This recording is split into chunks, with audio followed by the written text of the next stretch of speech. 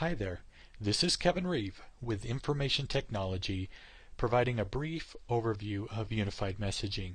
There are two parts to this. In part one, we'll look at some of the basics of unified messaging and what it is and how to get signed up. And in part two, you'll be able to see some actual demos, not only from the phone, but also from your email client on how this works to help you get going. When we talk about unified messaging, we're talking about the integration of different streams of communication. In this case, it's the voicemail, email, calendar, directory, bringing all those together. So from any telephone, you will be able to, in addition to listening to your voicemail, you can listen to and reply to your email messages. You can check your calendar appointments and make adjustments to those if you need to. And you can search the USU directory for someone. Now from a computer and your email client on that computer, in addition to reading and managing your email, you will be able to listen to your voicemail. You can even reply to your voicemail right there. And when your voicemail comes, you'll be able to know who it's from because it'll list their name if they're on campus, or it'll at least list their phone number.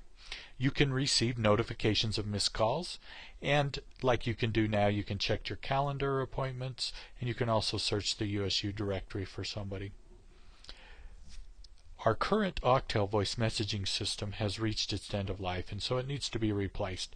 And we've known about this for several years and have put a plan in place to replace it. 2 years ago we sent out an RFP, and about a year ago we started the install of the new system and integrating it with our current phone system, and then started releasing it to beta around July of last year, and now we're ready for you to move over to it. Here are some key things that you need to know about Unified Messaging System. To retrieve your voice messages from your phone and to get into the system, you dial 797-4200, or from an on-campus extension, just the 74200. Okay?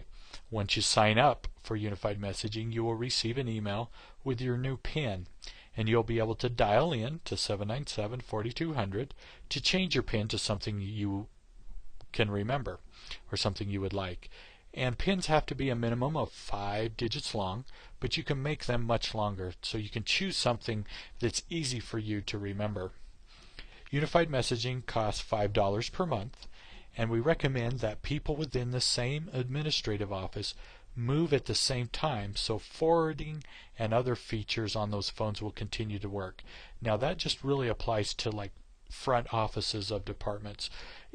We find in those situations there's usually some forwarding of phones that happens if somebody doesn't answer before it goes to voicemail, and we just want to make sure that continues to work. So when you sign up together and when you sign up on the form, you'll be able to say how you want that forwarding to work.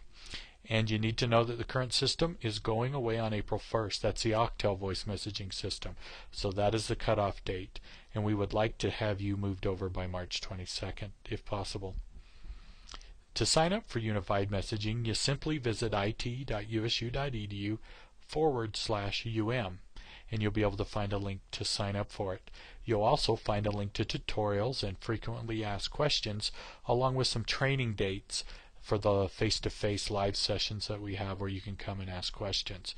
So be sure to visit that site and take advantage of the information that is there. Finally, the current voicemail system will be turned off on April 1st, so don't miss that deadline. And if you need to migrate to the new system, or put in a request to have your voicemail deactivated from your phone. So you need to migrate or to tell us that you no longer want voicemail, because what happens is the billing computer will continue to bill you for voicemail even if the old system goes away April 1st. Okay, so make sure you make that move. Thank you, and be sure to watch part 2 and contact us if you have any questions about Unified Messaging.